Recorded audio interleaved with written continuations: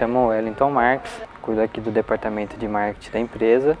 E a Espanhol Plantas, para quem não conhece, já existe faz bastante tempo, né? Desde 1993 ela tem essa cara que tem hoje. O proprietário, né, o Jades, no caso, ele era filho de Guilherme Espanhol, que cuidava da Espanhol Plantas já desde a década de, se não me foge a memória, 60. O forte nosso é planta para exterior. Costuma se utilizar em paisagismo, para decorar área externa, né? Piscina, fachada. Então a gente tem planta desde de forração para canteiro, né? Até plantas de grande porte. Palmeiras, por exemplo, canarienses, palmeira imperial, que são plantas que alcançam até 30 metros. Que aqui, vocês veem aqui é só um pedacinho do Espanhol Plantas. O Espanhol Plantas ele tem cerca de 40 hectares de produção. A gente consegue cultivar a maioria das plantas durante todo o ano. Só que tem a questão da época, né? Querendo ou não, isso é inevitável. Tem plantas que só florescem realmente na primavera, né? Agapanthus, por exemplo, as flores ficam exuberantes quando chega a primavera, né? A própria primavera fica mais bonita na primavera. Então, assim, existem épocas. Mas a maioria delas a gente consegue manter um certo padrão devido a toda a estrutura que a gente tem, né? Estufa. Lá no sítio, por exemplo, a gente tem algumas estufas que são climatizadas, então a temperatura é sempre a mesma, para que a planta sempre continue produzindo flores e tudo mais durante uma quantidade maior de tempo. O nosso forte são plantas para área externa, né? Então, são plantas que aguentam sol o tempo todo. Então, que dure o ano todo, buchinho dura o ano todo, né? Que seria a planta que parece uma bolinha, né? Toda topiada. Tem cactos. Dura no sol o tempo todo. Então, assim, existem plantas para cada tipo de situação. Todas as plantas duram o ano todo. A diferença é o cuidado.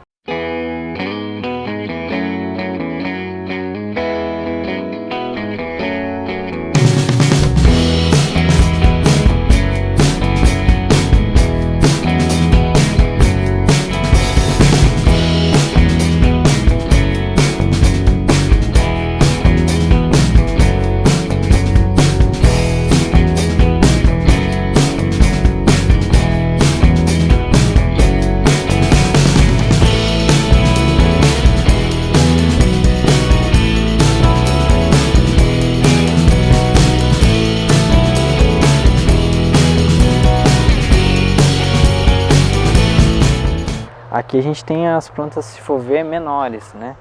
No sítio a gente tem as maiores. Geralmente é feito a parte de separação do que vai ser quantificado, né? Vamos supor, eu preciso de mais 70 mudas de alguma coisa. Aí pega a planta matriz, né? Faz a separação, o corte, dependendo da espécie, e faz lá o plantio, como se fosse naquelas caixinhas, né? À medida que a planta pega, né, ela começa a ficar forte, ela é trocada de embalagem, até que ela fique do tamanho que a gente precisa, né? A gente produz o substrato. Olha que né? Essa terra que a gente tanto comercializa, né, para o pessoal usar na própria casa, a gente usa na nossa produção também. Então a gente faz a parte de seleção de casca de pinos, né, que é aquelas cascas que o pessoal usa geralmente em decoração, né, de canteiro. A gente faz a seleção dessas cascas e faz a parte de trituração dela, adicionando toda a parte de nutrientes, macro e micronutrientes, até que o solo fique com uma condição suficiente para a planta, né? Então não é tão fácil assim na vida você ter uma planta boa em casa, você tem todo um processo. Tem que ter um cuidado, né? Antigamente, o que acontecia muito, né? Costuma se dizer, as vós, né, nossas vós, quando iam plantar alguma coisa, elas iam debaixo de uma árvore grande de preferência, porque o solo embaixo provavelmente era bom, né, porque ela cresceu.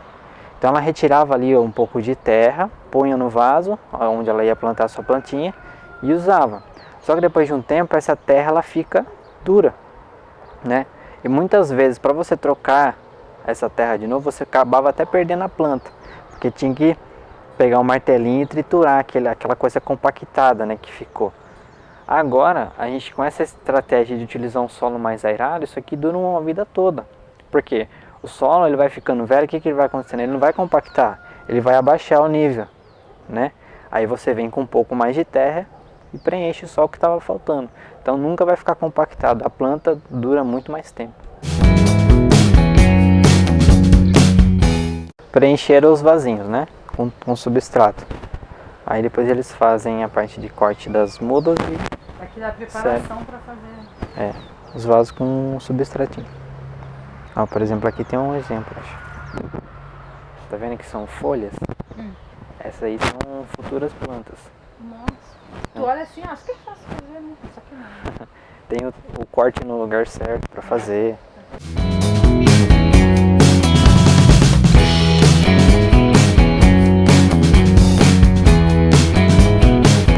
Aqui o processo de irrigação também é interessante.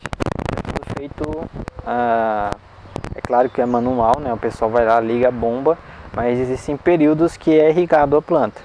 Então, praticamente todo o canteiro recebe irrigação por igual, né? Não é alguém que vem com mangueira ou com regador. Vem tudo por aqui, assim. É tudo por aspersor, né? Tem a mangueira, traz a água, vem no aspersor e distribui no canteiro.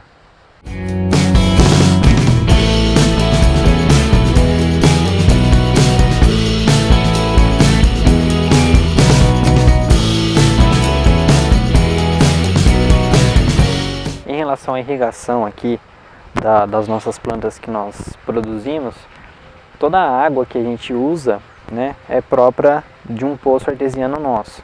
Então a captação é toda preparada para que não haja uso de água pública, por exemplo, né? Então a gente toma esse cuidado também, até questão de sustentabilidade. Hoje em dia gastar água é complicado, né?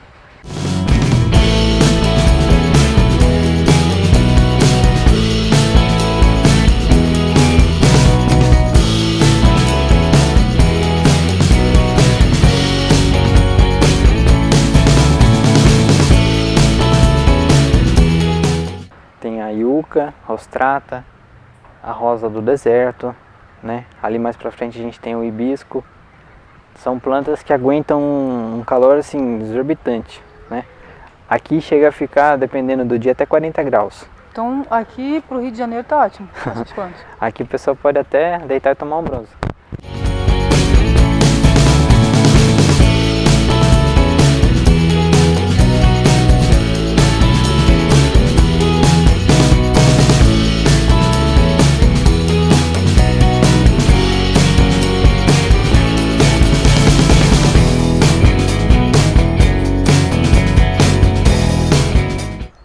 Essa é a nossa planta carro-chefe, ó, a Ixora.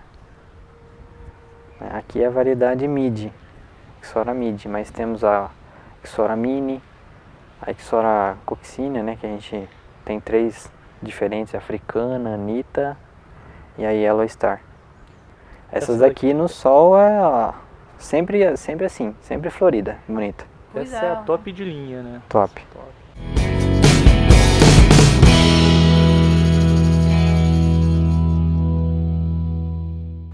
Só que aqui mesmo, essa área do espanhol, não é nem vou colocar assim, nem um terço daquela da produção mesmo. Da produção.